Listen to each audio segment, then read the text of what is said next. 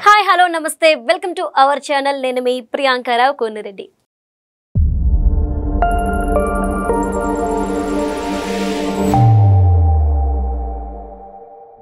Lucifer 2 ఎంపురం.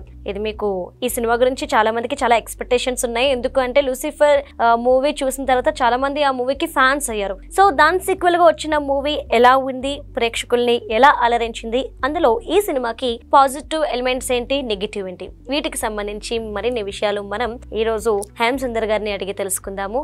నమస్కారం sir. Sir, Lucifer 2 movie మీకు ఎలా అనిపించింది? లూసిఫర్ 1 చూసాం కాబట్టి అది కంటిన్యూయేషనే ఉంది. దీంట్లో కథాపరంగా చూసుకుంటే కంటిన్యూషన్ అయిన కథే. కాకపోతే లూసిఫర్ ఏంటంటే కేరళ రాజకీయాల మీదే ఫోకస్ పెట్టి స్టార్టింగ్ నుంచి చివరి వరకు కూడా దాని మీద వెళ్తుంది. అక్కడ స్టీఫెన్ రావటం కానీ, చివరిలో అతను కురేష్ అబ్రహాం అని ఒక రివీల్ చేసుకుంటూ దాని మీద ఫోకస్ పెట్టి దాని మీద తీసుకెళ్లారు. ఈ L2కి వచ్చేసరికి ఏమైందంటే 2-3 కథలను కలపాల్సి వచ్చింది. ఇక్కడ కురేష్ అబ్రహాంకు ఉన్న ఫ్రెండ్ పృథ్వీరాజ్ సుకుమారన్ సయ్యద్ అనే పాత్ర, ఇతనికి ఎలా కనెక్ట్ అయింది, సయ్యద్ ఫ్లాష్ బ్యాక్ ఏంటి అనేది దీంట్లో చూపించాలనుకున్నాడు. ఒకటి కురేష్ అబ్రహాం డ్రగ్ కార్టెల్తో ఎలాంటి కనెక్షన్స్ ఉన్నాయని చెప్పాలనుకున్నాడు. అంటే 2-3 కథలను కలపడం వల్ల మనం ఒకసారి సినిమాతో ట్రావెల్ అవ్వలేకపోవడం, కథతో డిస్కనెక్ట్ అవ్వడం కూడా జరుగుతూ ఉంటుంది. అది కొద్దిగా దీంట్లో కనిపించింది. కాకపోతే మేకింగ్, స్టైల్ ఆఫ్ మేకింగ్ అనేది పృథ్వీరాజ్ సుకుమారన్ బాగా చేయగలిగాడు. మన మోహన్ లాల్ నటన కానీ ఖచ్చితంగా రెండు ఈ సినిమా నిలబెట్టి అని చెప్పాల్సి వస్తుంది.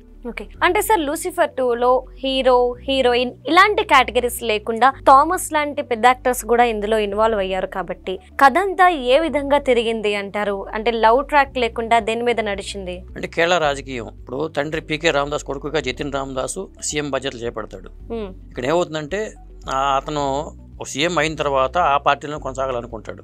అలాంటి వ్యక్తి ఆ పార్టీలో సీఎంగా ఉంటూ ఇంకో పార్టీ పెట్టాలనుకోవటం, పైగా అభిమన్యు సింగ్ పాత్ర బాబా బజరంగి అని చెప్పి ఒక మాఫియా లాంటి వాడు, హిందూ మతతత్వవాదిగా అని చెప్పుకోవచ్చు, అతనితో చేతులు కలపటం ఎందుకు వచ్చిన ఇది అనేది మనకు అర్థం కాదు కొంత.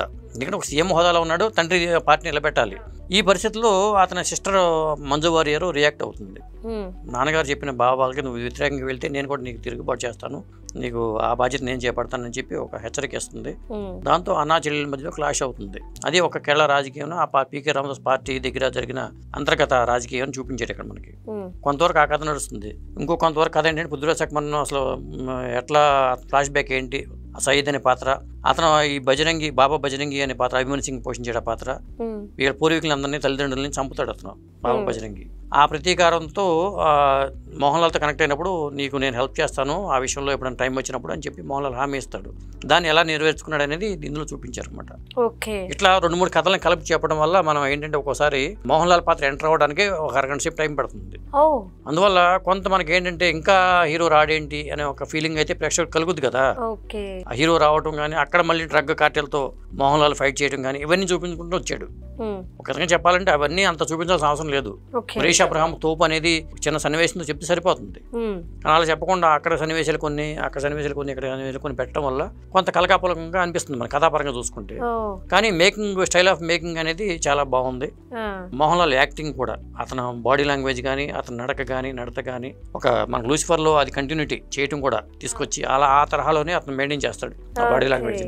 అంటే పృథ్వీరాజ్ సుకుమారన్ ఆయన ఒక ఇంటర్వ్యూలో చెప్పారు, నేను ఎన్నో సినిమాలు ఈ సినిమా కోసం వదిలేసుకున్నాను, ఈ కథ నాది కాదు, బట్ నేను డైరెక్ట్ చేయాల్సి వచ్చింది అని. డైరెక్షన్ పరంగా డైరెక్టర్ గా పృథ్వీరాజు గారు సక్సెస్ అయ్యారు అనుకోవచ్చా? ఖచ్చితంగా అతను సక్సెస్ అయ్యాడు. ఎందుకంటే మేకింగ్ పరంగా అతను చాలా జాగ్రత్తలు తీసుకున్నాడు. ముఖ్యంగా అతను ఏంటంటే ఫోకస్ అంతా మోహన్ లాల్ పాత్ర మీద పెట్టినట్టు ఉంది కానీ తన పాత్ర మీద పెట్టినట్టుగా లేదు. అందువల్ల మోహన్ లాల్ పాత్ర ఎలివేట్ అయింది. పృథ్వీరాజ్ సుకుమారన్ పాత్ర ఉంటుంది, కాకపోతే ఇతను కుడి భుజం లాగా బిహేవ్ చేస్తాడు అతను. ఎందుకంటే తన ఇబ్బందికర పరిస్థితుల్లో మోహన్ లాల్ కనెక్ట్ అవ్వడం, అక్కడ మోహన్ లాల్తోనే అతను ఉండిపోవడం, అతను చేసే ఆపరేషన్స్ అందరికి హెల్ప్ అవ్వడం అనేది ఆ పాత్ర పృథ్వీరాజ్ సుకుమారన్ పాత్ర.